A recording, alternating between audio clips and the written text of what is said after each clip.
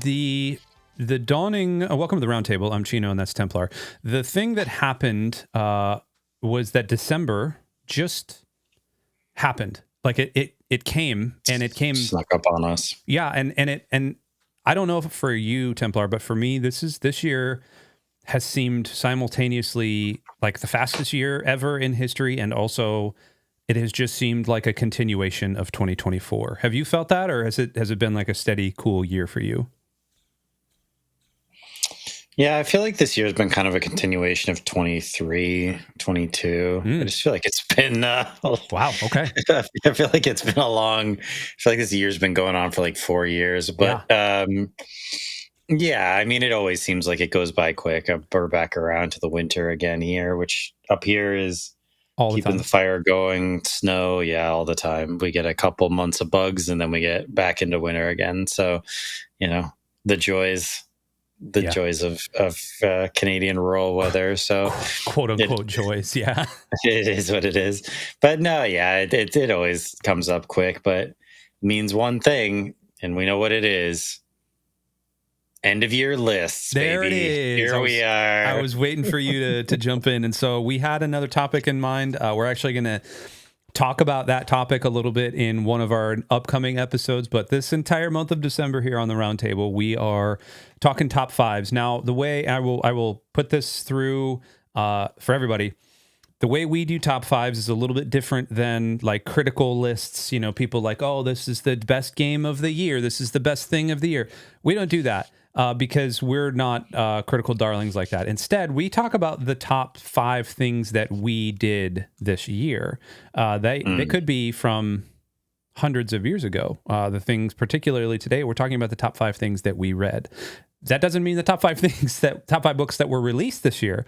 That just means the top 5 things that we read. And so I know, for example, Templar has probably some 60-year-old books in his list. Maybe 70-year-old books. It's skewed newer than I would have anticipated, actually. I think that's all relatively new. Okay. Nothing this year. I don't think I read a single book that came out this year. I don't know if you did, but I think I read exactly 0 things that actually came out this year that I'm aware of. So the thing, I just cut it. It was my number 6 on the list. It actually came out in December of last year. That was the newest thing on the list. Okay. So you might be able to guess what that was too. It took me friggin' 2 months to finish it. It was a I can guess the author. I can guess the author anyway. All right. Well, let's start from the top. Do you have yours in a particular order, or are yours in no particular order? I do. I struggled a little bit to get it into an order, but I did get it into one. Okay. So let's start from the top then. Captain Templar 10 himself. Your number 5 book is The Daughter's War by Christopher Buehlman. Daughter's War, Christopher. There it is, right there. Oh, I remember you talking about this. Go through what this is. But I remember you talking about this on a previous episode and being very, very interested in it. I was, and I weirdly wasn't. I was interested, and it was weirdly not that excited going into it, but I kind of did it anyway, and I'm glad I did. So this is a prequel book to the Black Tongue Thief, right? Which is a kind of comedy. Comedy's not the right word. It's a kind of comedic fantasy story where you follow the titular Black Tongue Thief. I didn't actually love it. I thought it was solid. The world was pretty interesting. This is a prequel that follows one of the characters that is in the Black Tongue Thief. And that's why it's called Black Tongue number 0, because it's the prequel set during what was known as the Daughter's War in this world. I won't get into specifics, but this one is much more grim and less comedy focused. And coming out of the first book, I was actually almost like, I'm going to check this out. I couldn't decide what to read, but I don't know if this world needs more grim. The comedy, I think, is kind of balancing out like how dark the rest of the world is. I liked this more. I ended up liking this more than Black Tongue Thief. I actually thought that it had a lot more heart. I think there's a family story in here that is really well done. The female character, main character, you follow her relationship with her brothers is really interesting, and her attachment to like some of the symbols of her land. I don't want to say too much because it would give away some stuff about the world and some of the things that happen, but it's just a much more heartfelt story than I was anticipating it being, with family kind of at the center of it. And it ended with an emotional punch that I wasn't Really? expecting. Yeah, it kind of snuck up on me. Like, so I went into it being like, okay, whatever. But I kind of went into it expecting to like it less, and I ended up liking it actually quite a bit more. So Huh. yeah, it's one that snuck up on me, but I'm glad I decided to read it. And in terms of the reading order, I'm not really sure because it is a prequel. It is called Black Tongue Zero, so I guess the implication is you would read this before Before. Black Tongue Thief, but you could do it either way. I read it the other way, and it was fine. So, Hmm.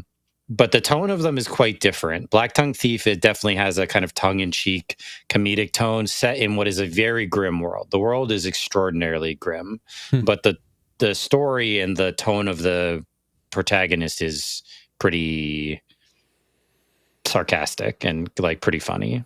Okay. The big question for me is, I'm assuming a lot of your things skew fantasy. Is that correct? Like most of your books? Yeah, four out of my top five are fantasy in one way or another. Is this like, what type of fantasy is this? I know you said grim, but like, is this sort of like magic coming from innate things? Is it no magic? Like, what type of fantasy do you feel this world lives in? Yeah. It's sort of low fantasy in some ways, in that there are a couple like wizard characters, but the way they do magic is somewhat unclear. But the magic is also costly. Hmm. And like doing things is, again, grim. It can often involve like lives lost or something to perform large workings of magic. Or there's kind of smaller magic that individuals know, like the Black Tongue Thief character knows like kind of what would be small kind of cantrips that he can do, Okay. that he knows that he was taught when he went to, this is a world that has like a thieves guild, and basically he went to the thieves guild and was instructed there but owes them a ton of money, because like, so you can receive like official training basically, and part of that is learning basic cantrips. But there's also magic in the form of like tattoos people will get on their bodies that are like endowed with a certain kind of magic that they can kind of activate here or there, or like, so there's a variety of magic, but I would say it's somewhat low magic in that it doesn't take great pains to explain how the magic works. You just sort of accept that there are different forms of magic and they work. There was a book series. Oh my gosh, 7 books. I enjoyed the magic stuff in it, though. I thought the magic was pretty interesting. It's not like Lord of the Rings vague, like it gives you more than that, but it's not Sanderson, like where you understand every. It's not a really hard magic system, I don't think. Okay, this is going to take a little bit of a twist here. Have you ever read the Deathgate cycle? No, I was aware of it when I was younger. It was one of those series that I like had on my like, I'm going to read that at some point, and then just never got around to it. If you, and I know you've got a billion books on but the entire suite of these books is fascinating. I've read them probably 2 or 3 times a piece through the entire thing. The thing that you just got talking about was the magic and tattoos. This book series it's all these different worlds, and then there's like an overarching meta narrative, and then there's like something. It is awesome. Obviously Margaret Weiss is like, awesome. Like, she's been around forever, and Tracy Hickman has also been around forever. And then they teamed up, and they've done some Dragonlance stuff, yeah. And yeah, but this is it is like this two warring factions that created these gigantic worlds that like were ripped asunder, and like there's different it's a book series that like if I want to feel something, I go back and read these books. Like it's that good, and it's fantasy, but it's also I don't know. I like highly recommend the Deathgate cycle. That's a complete aside. I might go back through these. I just have them sitting on my Kindle at all times. Just they're always downloaded, just ready to go. Sure. I was trying to pull up all of these. They're older, they're from the 90s, but like once you get moving, who cares? Okay. Anything else on Daughter's War? No, just snuck up on me. Really ended up enjoying it. Very different tone from Black Tongue Thief, which makes it an interesting series question Mhm. mark. But they are, and I would say they're worth checking out if you're looking for something more comedic. Maybe start with Black Tongue and then come around to this one. If you're up for something that's much more, I guess it's grimdark. I haven't read enough grimdark to really say, but it's in that ballpark. It's in that like area of grimdark, I would say. Okay. But maybe just start with Daughter's War, and it's a pretty compelling story. Awesome. All right, I'm going to go for my number 5. As you were talking, I was numbering mine. Mine were pretty easy to number. That is not the one that I was going to do. Academ's Fury. Academ's Fury. We've talked about it on this show before. It's the Codex Sure. Alera series. It's actually book 2 of the Codex Alera series. I'm currently on book 3. It's my number 5. It's actually, I like it better than Furies of Calderon for a variety of reasons. We kind of talked about it before. It is what if Pokemon met the Roman legions with a good dose of other magic systems all thrown in. Jim Butcher, you know, you've talked about Dresden Files. You've read the Dresden Files 16,000 times. Like, you know, his shtick. He's very good at what he does, but he's also they're good reads. They're not necessarily thick reads. Like you're not going to get overwhelmed by all of the lore and everything.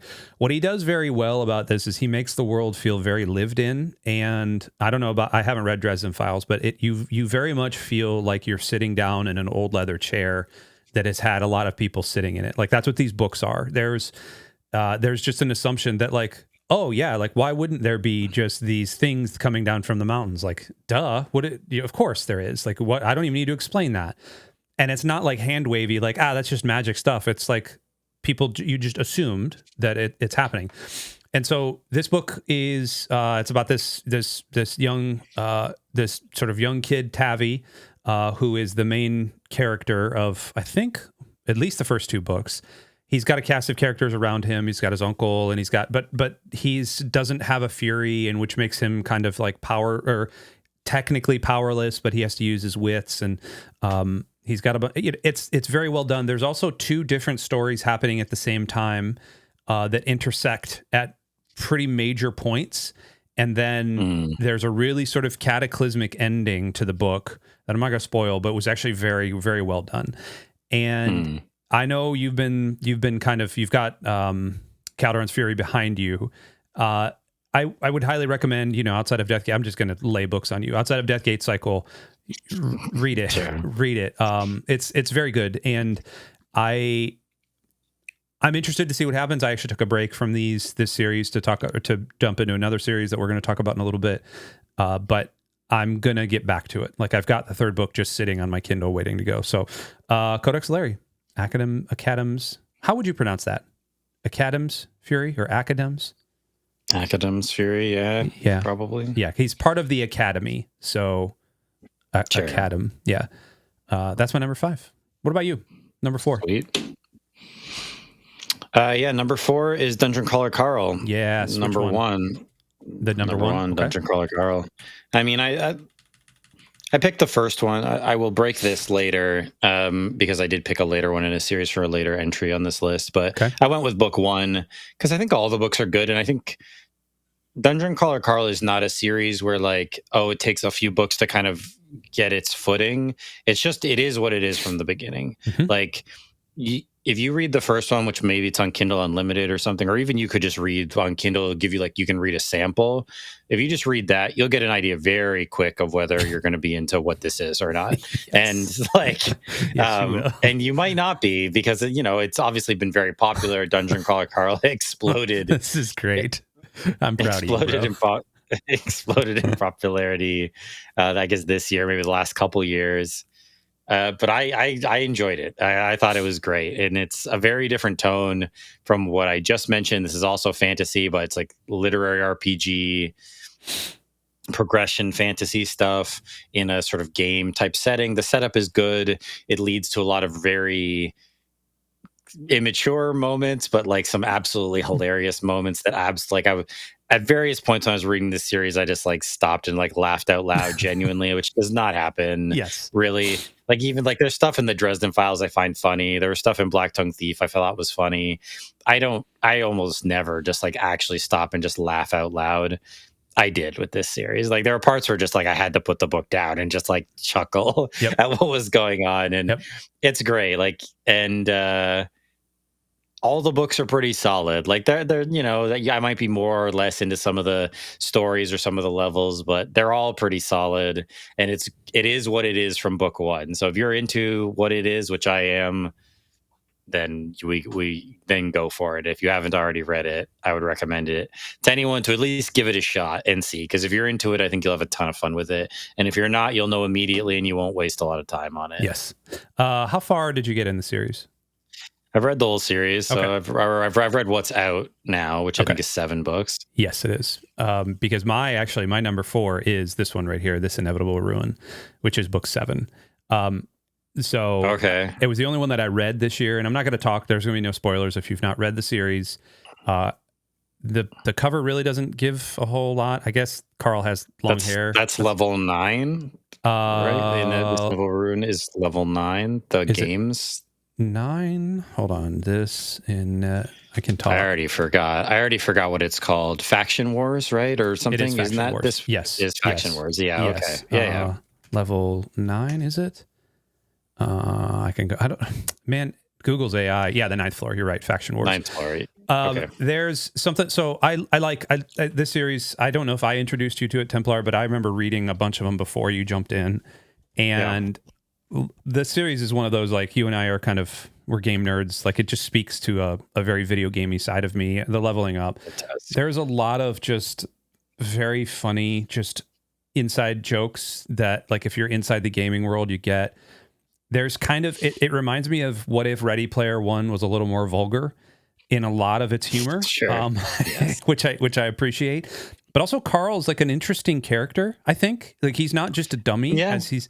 Like there's stuff going on in there's some depth to it. Yeah. There's some character development. Yeah. The relationship between him and Princess Donut, the talking cat character who's great. Like, it's well done. It's not shallow in a way that it could have been. No. And I will say about book 7 was the Faction Wars thing took an interesting turn that I was probably expecting, just in terms of like how the narrative kind of flips a little bit. And we could do spoilers of this. I'm not really going to do spoilers, but just there's a lot of like a lot of outside characters that come in to this one, and with various and sundry motives. And it doesn't ever feel like you're overwhelmed with characters and motives. It very much feels like you can pick out who's who, and I don't know. I think it's very cool. I appreciate his writing. I can't wait for book 8. I don't know when book 8's going to come out. Hopefully soon. Probably not that long. They churn these books out pretty fast, like these lit RPG authors. Because I know he has a Patreon that if you're on there, he releases like I think a chapter or a couple chapters every few weeks or something. So does he? At that page, so you can read them ahead of time before the book is even published if you're on his like Patreon or whatever it is. May 26th. Titled A Parade of Horribles. Okay, yeah. So it's already scheduled. Like, at the pace these guys write, because this is very common. There's another series called We Who Fight with Monsters, I think it's called. Yes. And there's like 15 books in that series. And it's similar. Like, these lit RPG series kind of go on forever. He Who Fights Monsters. Which is a kind of a downside of them is like, I mean, if you want a lot of content to read, it's great. If you want like a sort of beginning to end complete story, it's maybe not your genre necessarily, because like they do seem like they can kind of just go on forever. I'm sure there are completed series that are like lit RPG, and Dungeon Crawler Carl does seem like it's building to an end point, but who knows? It's going to happen. But anyway, it was too much fun for me not to include it. Agreed.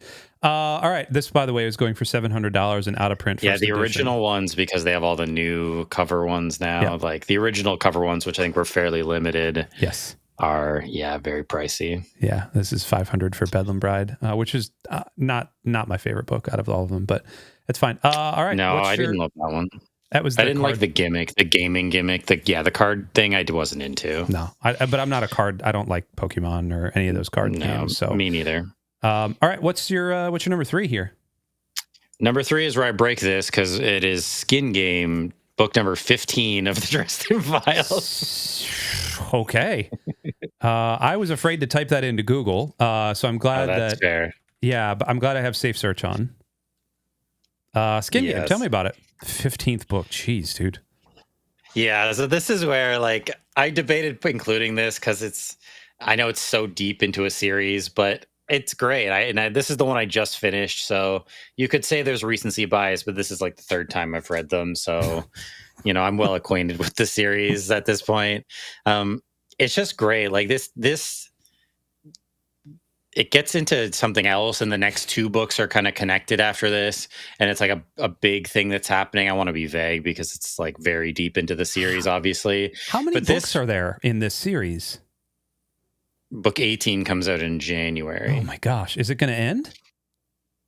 Yeah, it's supposed to end around 22 to 25, but it's not entirely clear exactly how many there will be. But he's hinted at a few different things, that there'll be a certain number, maybe 20, and then there'll be like a final trilogy that kind of wraps things up. Okay. Anyway, Skin Game is like throughout the series, the first, I would say 5 or 6 books are kind of all relatively self-contained mysteries. Like I've talked about the Dresden Files a ton, so like I think people are aware from listening to us, or they just know. But it's like a noir mystery vibe, wizard private investigator. But and each book is kind of its own case that he's investigating for the most part. But you get introductions of larger forces. This is almost a return to that in some ways, because this book is just a heist, basically. Now it brings in characters from like that have been introduced and from different things. Like it brings in like there's like fallen angels, and like there's a Bigfoot basically that's involved, and there's like the fairy courts, and like so it brings in all of this larger like world stuff that has been established. But the story itself is actually it's like an Ocean's 11 type of thing. It's like they're assembling a crew. They're set up to like the big job they're going to pull, and then they have to go pull this big job. And Harry is being like basically coerced or has to go along with this because the heist is being like run by one of his big villains from the series. And it's just great. It's so like the heist stuff is so well done. The interactions of the characters are really good, and seeing characters that have been opposition and you're kind of like grudgingly have to work with them. And he's really like at his best, I think, in terms of the like character interaction, the development, the world building, the like all of those kind of elements, I think, come together extremely well in this book. And there's another book, book 12, called Changes, that is a popular for a lot of people's favorite Dresden Files book. But this one's just awesome, man. It's a lot of fun. There's stakes in it. There's some like great sort of pop culture moments that Butcher's good at doing. It just really kind of hits all the beats. The action's great.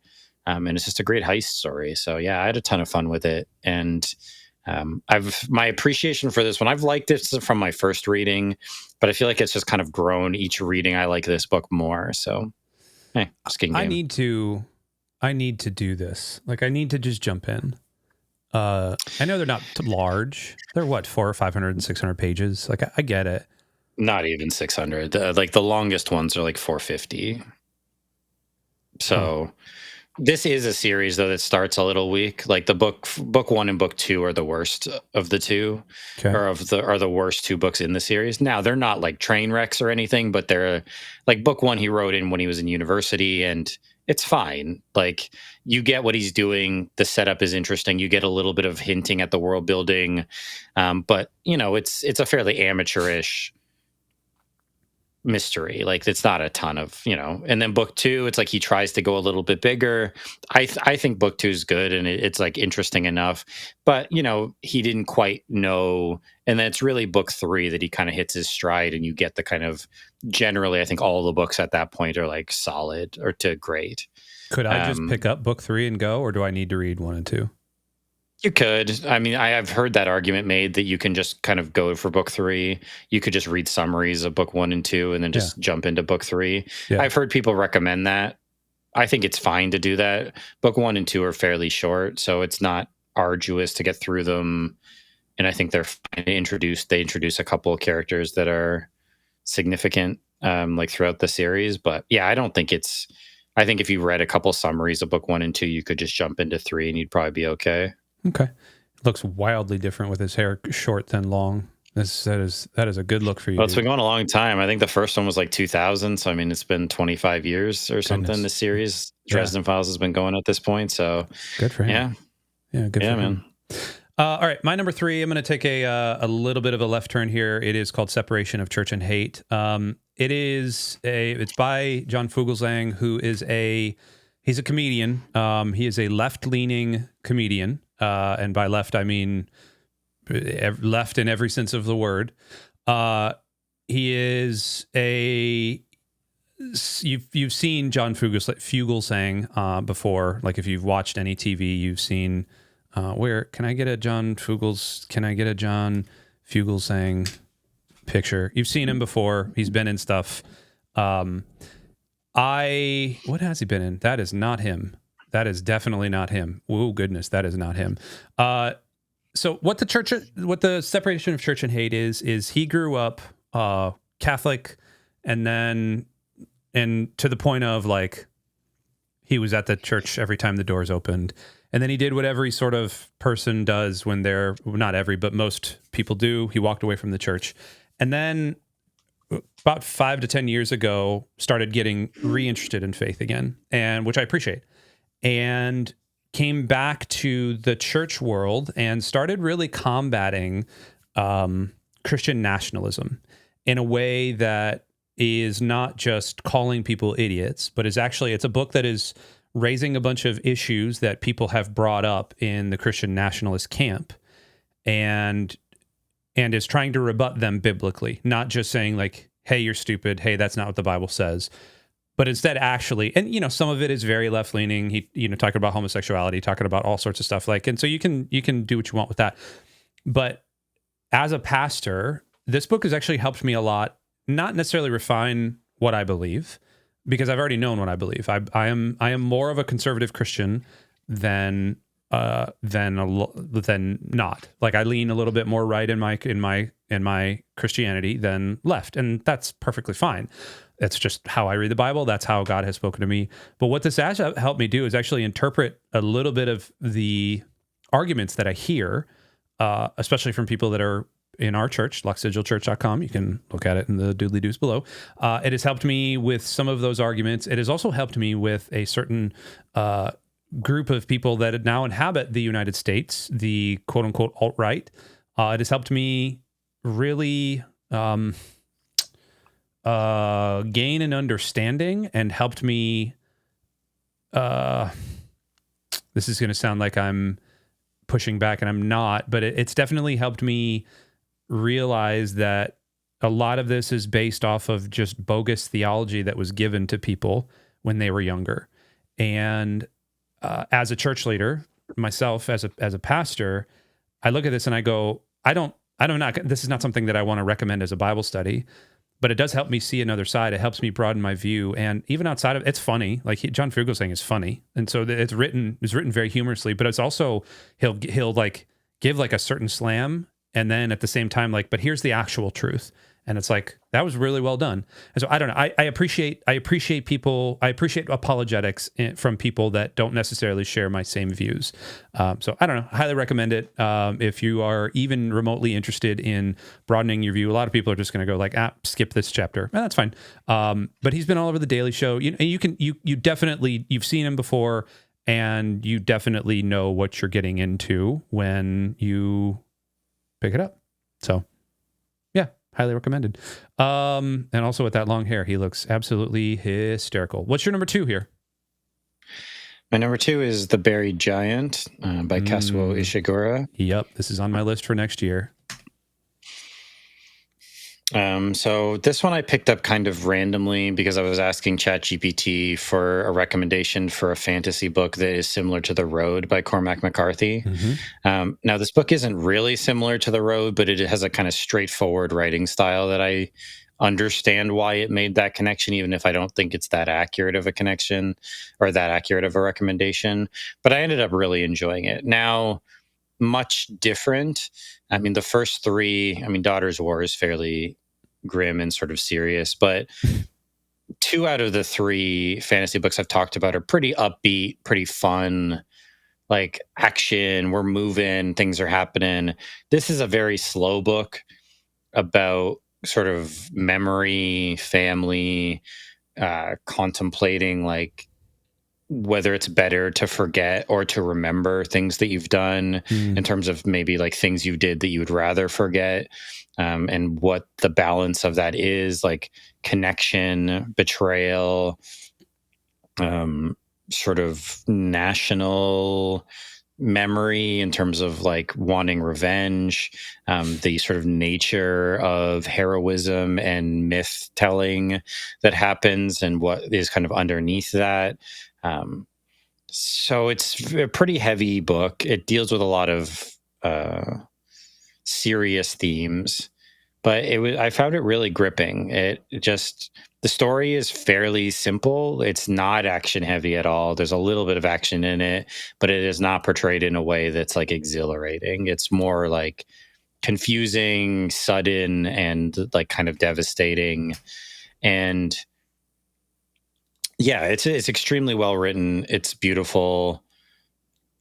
It brings up some tough things. It uses a kind of alternate. It uses a kind of an alternate history. It's sort of a magic realism, light fantasy version of England's history, kind of after the Roman Empire had left, and it's basically set kind of after like Arthur was there, like in the Round Table. Hey, shout out! We're there, and they were there, they existed, but then Arthur has since died, and there's like still remnants. Like there's one knight of the Round Table that you see in the book who's like still left over, but like that's kind of gone and it's faded into memory. And there's this fog on the land that like causes people to forget that they can't remember. And it follows this elderly couple going on this adventure to try to find their son, to connect with their son who they've lost touch with, and like they can't really remember. They think they know where he is and they're trying to find him. And anyway, it's a very different tone, but I found it quite moving, and I thought the themes it was dealing with were very interesting. It raises a lot of questions. It doesn't really provide a lot of answers, but I thought it was a very interesting world, and the themes I thought were impactful. Did you cry? No, it's not really that type of book. It didn't hit me emotionally in the same way. Like it's fairly heavy, and the ending has a poignancy to it that is, and leaves you with some questions. But it's not sort of, I don't know if it was emotionally moving for me in that sort of way. But it just raises a lot of interesting questions, and it's like very well told, like pretty beautifully told. So there's a lot going for it. Okay, yeah, it's been ever since you talked about it a month-ish ago. I immediately thought cherry blossoms. And that might be typecasting because I heard, Ishiguro, and I was like, oh, Japanese. He's naturalized as a British citizen, so that's fine. He is. But then you started talking about Arthur the last time, and I was like, ooh, and so I immediately threw it on my to-read list. Especially, like, I'm heavy into fantasy books. Obviously, you're heavy into fantasy books too, but you need a break from a lot of the stuff. And yeah, technically I guess this is a fantasy book, but it's not like high fantasy, like elves and all fantasy. That. Yeah. It's very light fantasy.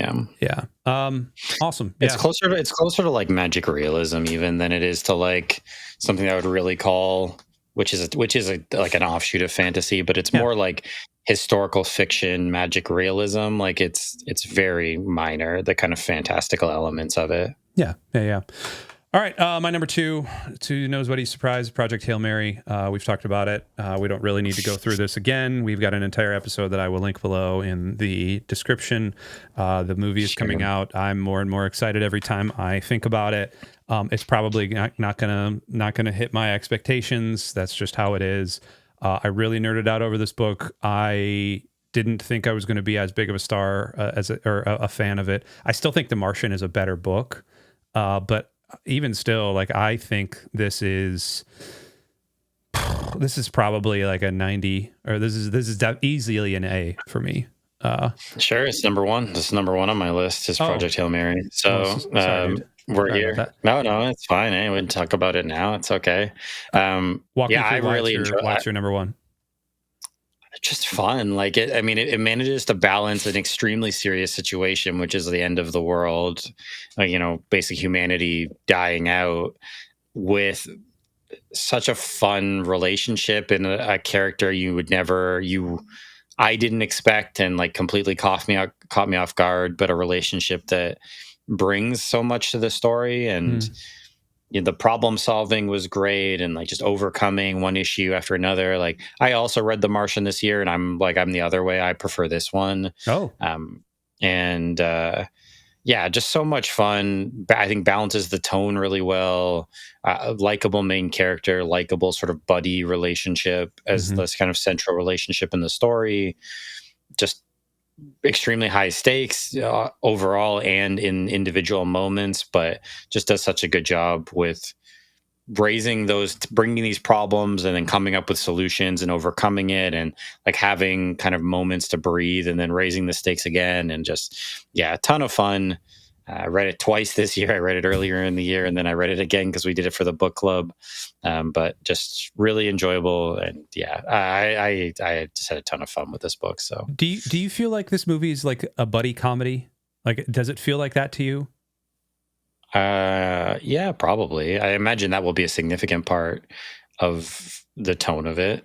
Yeah, because that's at least what sections of the book are like, is like a buddy comedy. Yeah, and one of the things that I find fascinating about this book is that Weir humanizes essentially a 5-legged stone tank. Like, he humanizes it in a way that I'm not going to say it's masterful. Like, he's not at the level of Tolkien or anything like that, but he does such a good job of just like making me care about a stone alien. And did he stick the landing? No. But like, again, 90 to 95% of this book was awesome. And some people will argue, hey, it was a perfect ending. I don't think it was, and that's fine. It was a fine ending. It was fine. It just felt a little rushed, and I could have maybe I wanted the book to go on a little bit longer. Maybe I wanted to experience a little bit more. I don't know. Also, I think the fact that we're going to see a lot more of, where the heck did that sticker go? We're going to see a lot more of the Fist My Bump stickers there it is right there. We're going to see a lot more of these Fist My Bump stickers. Makes me very, very funny, or makes me very, very happy. And I can't, like, I know McDonald's is not going to do merch for this, but I'm just waiting for the nerds that are going to 3D print Rocky and just put him in all sorts of positions and do all the things. Like, I think that's going to be a lot of fun. So we did an entire episode on this book. You don't need us to blather on anymore about this. Walk me through then your number 2, because I guess we're going in reverse order. So you've only got one left. Your number 2. I'm done. That was it, because Buried Giant was my number 2. So what's your number 1? My number 1 then is Mistborn, the original Mistborn. Oh, okay, sure. And it is not a year Mistborn. It is not a year in the Mage household, the Chino Mage household, without a Brandon Sanderson book, apparently. The number 6 book, by the way, was The Rhythm of War. Is that what the Sanderson book 5? Wind and Truth, right?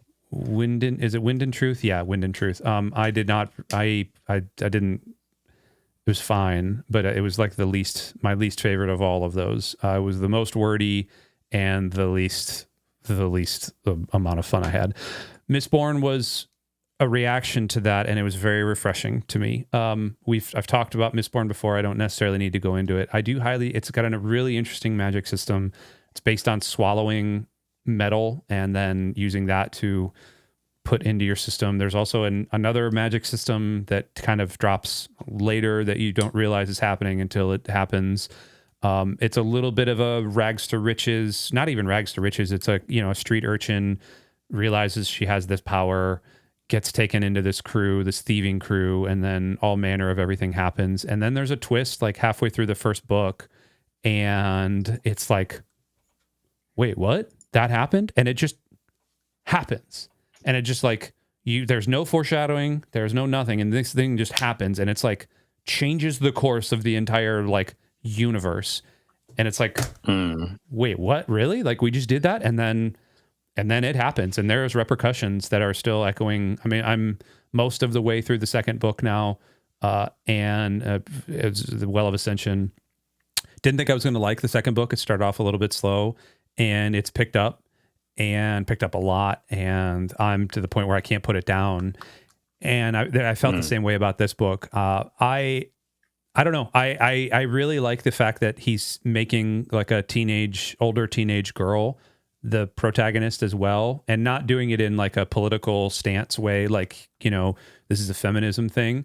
Like I kind of felt like Hunger Games was occasionally, like Hunger Games, but I occasionally felt like it was a little bit of a feminist thing, which is what it is. It's not a political commentary or comment from me.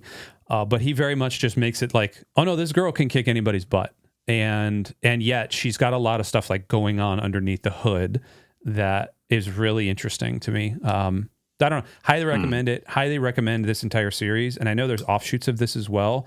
What I do also like is, and I've talked about this before, Sanderson has his entire sort of universe thing happening. And this ties in to the universe in ways that I know already, like, because I've read all of the Stormlight Archive stuff, and I can see some of like like that's cool. Like the way there's like a meta story happening, like, the thing that happened. And it's very cool. Very, very cool. So yeah. That's my 5 and your 5. Any like notable absences, any like honorable mentions you want to throw in here before we jump out? Oh, honorable mentions. I had a few, like on my top. Let me see. What was my top 10? So my top 10, I had Animal Farm because I reread that this year.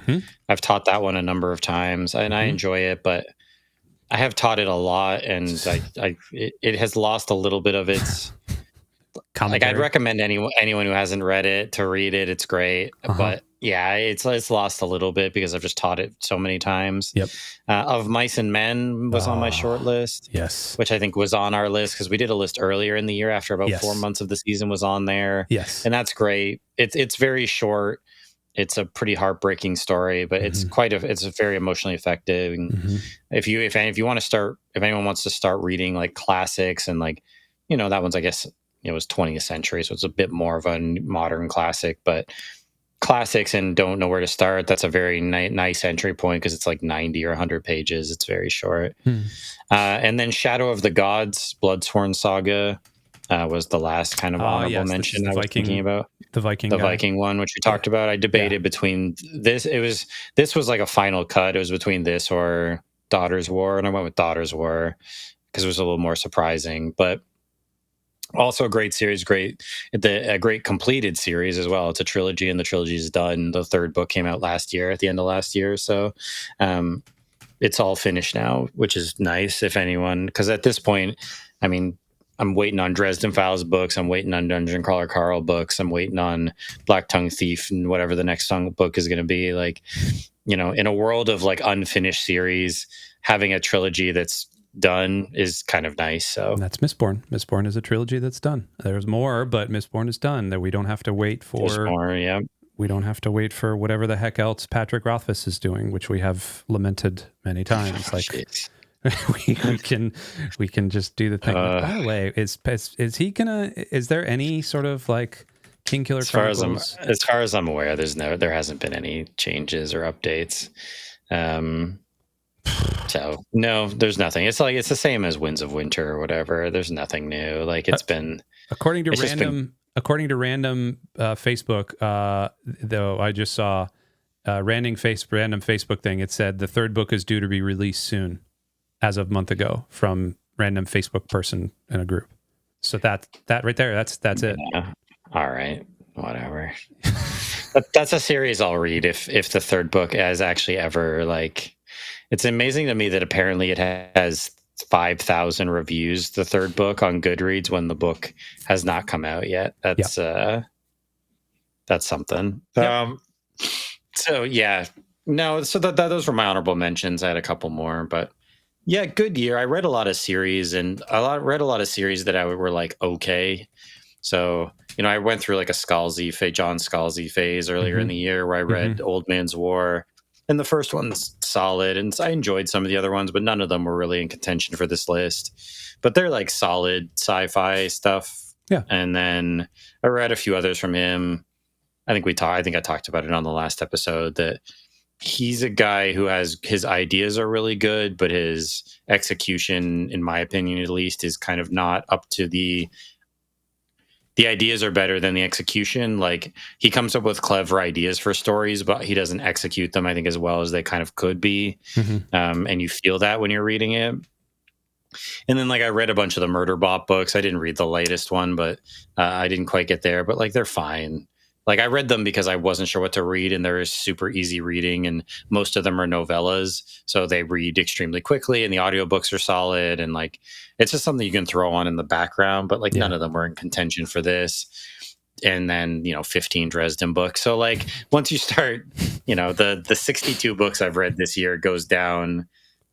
I did read quite a few different ones, but once you kind of start taking some of the series out of it, so. Yeah. But, no, yeah, some other honorable mentions, but good year. Like, probably the most books I've read in a year, maybe ever. Like, I read a decent amount in high school, but not this many books. You set your stall out at the beginning of the year and said, I'm going to read 50 books or something like that.